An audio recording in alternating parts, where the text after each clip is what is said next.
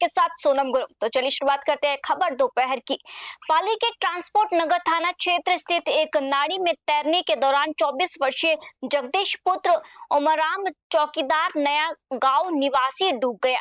आपको बता दें, जगदीश अच्छा तैराक था जो अपने साथी के साथ नहाने गया था। सूचना पर पुलिस, एसडीआरएफ और समाज सेवी पिंटू मामा की टीम मौके पर पहुंची। करीब 3 घंटे तक चले रेस्क्यू अभियान के बाद युवक का शव नाली से बाहर निकाला गया। पुलिस ने शव को बांगड़ अस्पताल की मोर्चरी में रखवाकर आगे की कार्रवाई शुरू कर दी है। पाली से ललित तिवारी की रिपोर्ट।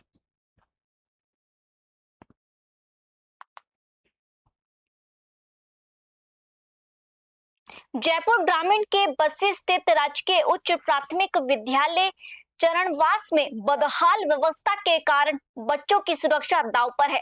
आपको बता दें, ग्रामीणों का कहना है कि बार बार शिकायत के बावजूद शिक्षा विभाग ने सुध नहीं ली है। सरकार के निर्देशों के बाद भी जर्जर भवन जस का तस खड़ा है, जिससे हर समय बड़े हादसे का डर बना रहता है।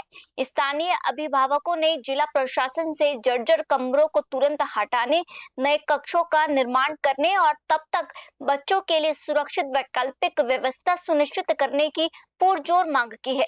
बस्सी से रामफूल मीणा की रिपोर्ट।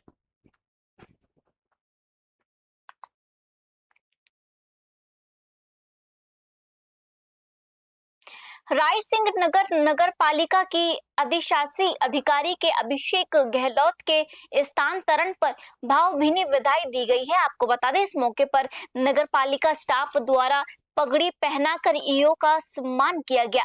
कर्मचारियों ने कहा कि अधिशासी अधिकारी का एक दबंग, कर्मठ और जन हितैषी अधिकारी के रूप में बेहतरीन कार्यकाल रहा है।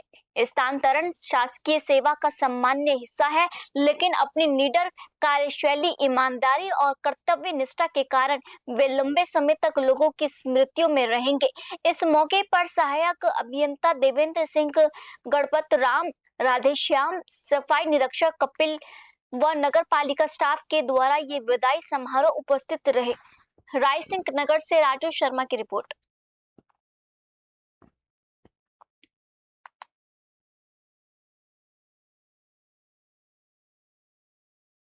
भीलवाड़ा जिले के कोटड़ी थाना परिसर में आयोजित विदाई समारोह में भारी जनसैलाब उमड़ा। आपको बता दें, वर्षों तक कानून व्यवस्था मजबूत करने और जनता के बीच संवेदनशील छवि बनाने वाले सीआई मीणा को साफा व माला पहनाकर सम्मानित किया गया।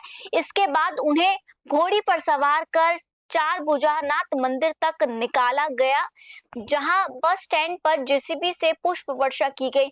इस अनोखी और भव्य विदाई ने पुलिस और जनता के बीच आत्मीय संबंधों की अनूठी मिसाल पेश की है। भीलवाड़ा से ब्यूरो रिपोर्ट।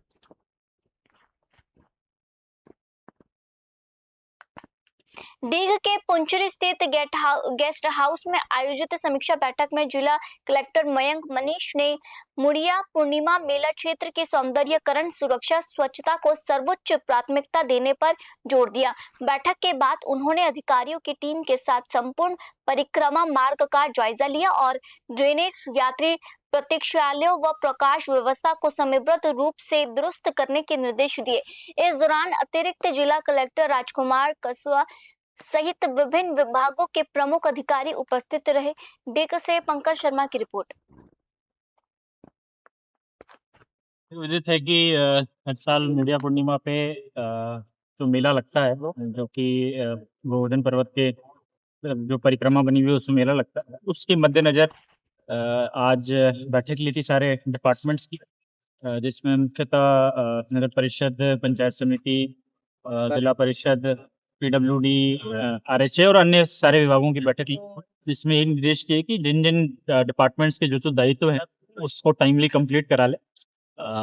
उसके बाद पूरे परिक्रमा मार्ग का जो राजस्थान की सीमा में पड़ता है उसका निरीक्षण किया है मैंने, सारे जो कंसर्न्ड ऑफिसर्स हैं उनके साथ, और जहाँ जहाँ पर जो जो कमियां हैं वो उनको बताई, और जो जो कार्य चल रहे हैं उसको आगामी 3 से 4 दिन में पूरा करने का निर्देश दिए। उद्देश्य यही है, जो कि माननीय मुख्यमंत्री जी की भी मंशा है कि मुड़िया पूर्णिमा मेले में किसी भी परिक्रमार्थी को, लाभार्थी को किसी भी प्रकार की असुविधा ना हो, सारी सुविधाएँ उनको उपलब्ध होंगी। तो इसी मंशा के अनुरूप पूरी टीम काम कर रही है और इसका अब अगले हर 2 से 3 दिन में इसका निरीक्षण करेंगे। हमारी नीचे की टीम भी इसका निरीक्षण करती रहेगी और जहाँ-जहाँ जो कमियाँ हैं उसको दुरुस्त कराते रहेंगे। एसीबी मुख्यालय के निर्देश पर भ्रष्टाचार निरोधक ब्यूरो की अलवर प्रथम चौकी ने बड़ी कार्रवाई करते हुए अरावली विहार थाने में तैनात सहायक उप निरीक्षक शंकर लाल शर्मा को 10,000 रुपए की रिश्वत लेते हुए रंगे हाथ गिरफ्तार किया। आपको बता दें, एएसआई ने परिवारवादी के बेटे का नाम मुकदमे से हटाने के एवज में 25,000 रुपए की रिश्वत मांगी थी। एएसआई पहले ही 5,000 रुपए ले चुका था और बाकी रकम के लिए दबाव बना रहा था। एसीबी ने भ्रष्टाचार निवारण अधिनियम के तहत मामला दर्ज कर आरोपी से पूछताछ और आगे की जांच शुरू कर दी है। अलवर से प्रदीप गोयल की रिपोर्ट।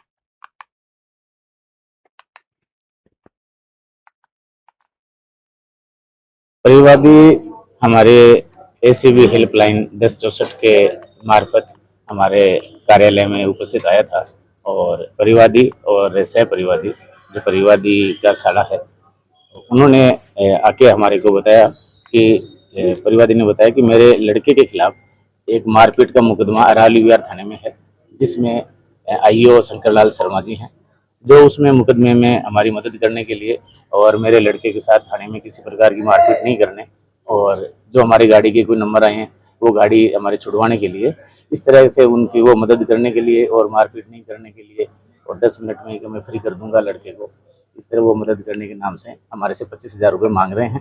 5,000 रुपये वो आज हमारे घर पे आके लेकर चले गए और अब हम उनको रिश्वत राशि नहीं देना चाह रहे हैं। तो हमने उनके प्रार्थना पत्र के आधार पर हमने वेरिफिकेशन करवाया। तो वेरिफिकेशन में इन्होंने परिवादी और शहरी परिवादी से जो वेरिफिकेशन में समय बात हुई थी उसमें इन्होंने 10,000 रुपये और ले लिए थे सत्यापन के दौरान और शेष 10,000 रुपये आज लेने के लिए सहमत हुए थे। तो हमने उसमें हमारा ट्रेप जाल बिछाया और उसी के आधार पे 10,000 रुपये रिश्वत राशि लेते हुए आज हमने ट्रेप ये अपने लक्ष्मणगढ़ रोड पे तिराया है, वहाँ पे एक मिष्ठान भंडार है, भावना जोधपुर मिष्ठान भंडार, वहाँ पे परिवादी को बुलाया था और इन्होंने वहीं पे 15,000 रुपये तो इन्होंने पहले ले ली थी, 5,000 रुपये तो परिवादी के घर पे आके ले गए थे, 10,000 रुपये हमारे वेरिफिकेशन के दौरान ली है और 10,000 रुपये आज हमने उसके लड़के के खिलाफ मुकदमा एफआईआर में नाम नहीं है और ये मतलब जो एएसआई हैं ये उनके घर पे जाके और उनको कह रहे हैं हम तेरे लड़के को गिरफ्तार करेंगे, उसको मारपीट नहीं करेंगे, उसके लड़के की कोई कार है जिसके नंबर इनके पास थे तो उसमें मदद करेंगे, इस तरह की उनकी। मंसूर कस्बे के नारायणपुर रोड स्थित इंदिरा स्टैंड के पास बाजरे के खेत में एक 45 वर्षीय युवक का शव मिलने से क्षेत्र में सनसनी फैल गई। घटना की सूचना मिलते ही पुलिस मौके पर पहुंची और आवश्यक कार्रवाई शुरू की है। पुलिस की मौजूदगी में रोटी बैंक की निःशुल्क एम्बुलेंस के माध्यम से मृतक ईश्वर जाट पुत्र पन्ना राम जाट निवासी कानूगुवावाली जाटान को उपजिला अस्पताल बानसूर लाया गया, जहां चिकित्सकों ने जांच के बाद उन्हें मृत घोषित कर दिया। ग्रामीणों के अनुसार शव करीब 1 दिन पुराना प्रतीत हो रहा है। पुलिस ने शव को अस्पताल की मोर्चरी में रखवा कर मामले की जांच शुरू कर दी है। मृत्यु के कारणों का पता पोस्टमार्टम रिपोर्ट आने के बाद ही चल सकेगा। मंसूर से सतीश शर्मा की रिपोर्ट। 4-5 बजे के आसपास कानून गोवाली ढाणी के निवासी ईश्वर चंद अपने खेत में कृषि कार्य करने हेतु गया था और वो घर पे नहीं आया। आज सुबह किसी ने इनको परिजनों को सूचना दी कि ये व्यक्ति यहाँ पे पड़ा हुआ है। तो इस सूचना पर पुलिस और परिजन वहाँ पे पहुँचे, बॉडी को अपने शिफ्ट करवा दिए मोर्चरी में और पोस्टमार्टम की कार्रवाई की जा रही है और इस संबंध में जाँच की जा रही है। जो भी विधिक कार्य होगा वो किया जाएगा। क्या लग रहा है सर, किस कारण से? देखो, ये चीज़ें सारी पोस्टमार्टम रिपोर्ट के बाद में स्पष्ट कर पाऊंगा मैं। Thank you. परमाणु नगरी रावतभाटा में देर रात उस समय हड़कंप मच गया जब परमाणु बिजली घर से आगे एक लिंगपुरा मार्ग स्थित जंगल क्षेत्र में खड़ी 2 निजी बसों में अचानक भीषण आग लग गई। रात करीब 1:30 बजे लगी आग ने कुछ ही मिनटों में दोनों बसों को अपनी चपेट में ले लिया। आग की ऊंची लपटें दूर दर तक दिखाई देने लगी, जिससे क्षेत्र में अफरा तफरी का माहौल बन गया। सूचना मिलते ही थाना अधिकारी संजीव स्वामी पुलिस जाब्ते के साथ मौके पर पहुंचे और घटनास्थल का निरीक्षण किया। बस मालिक के अनुसार वाहन मरम्मत के लिए मंदसौर ले जा रहे थे। प्रारंभिक जांच में आग लगने का कारण तकनीकी खराबी माना जा रहा है। हालांकि पुलिस सभी पहलुओं से मामले की जांच कर रही है। रावत भाटा से मदन मीणा की खास रिपोर्ट।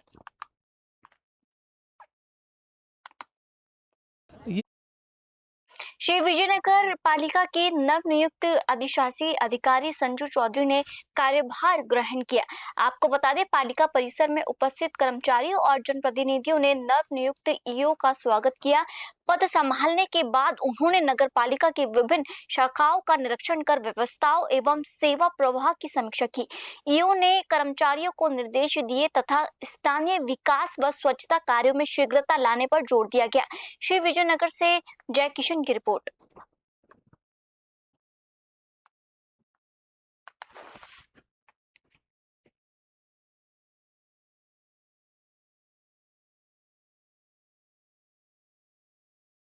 आज ने आप पद ग्रहण किया, क्या प्राथमिकता रहेगी आपकी?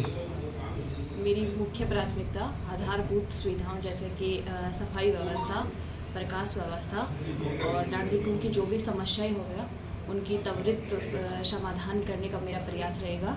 और पूरे स्टाफ के साथ में मेरी जो टीम रहेगी उसके साथ में मिलकर इस शहर को एक नई विकास की एक नई दिशा देने का मेरा प्रयास रहेगा। भीलवाड़ा जिला निजी स्कूल संघर्ष समिति ने राज्य की नई नीतियों और प्रशासनिक प्रक्रियाओं के कारण निजी विद्यालयों के सामने आ रही कठिनाइयों का हवाला देते हुए मुख्यमंत्री भजनलाल शर्मा के नाम ज्ञापन सौंपा। आपको बता दें, आरटीए के लंबित भुगतान, नो ड्यूज प्रक्रिया में सुधार और विभिन्न वर्षों के बकाया भुगतान समेत कुल 13 प्रमुख मांगों को लेकर जिला कलेक्टर को ज्ञापन सौंपा गया।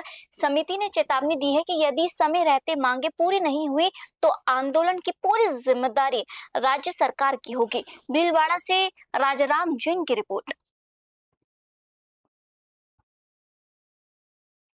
हम समस्त प्राइवेट स्कूलों के संचालक यहाँ इकट्ठा हुए हैं। जैसा कि पूरे राजस्थान में हमारा ये अभियान चल रहा है, आज समस्त पूरे भीलवाड़ा जिले में सारी निजी शिक्षण संस्थानें, स्कूलें बंद थी और हम सब ज्ञापन देने आए हैं।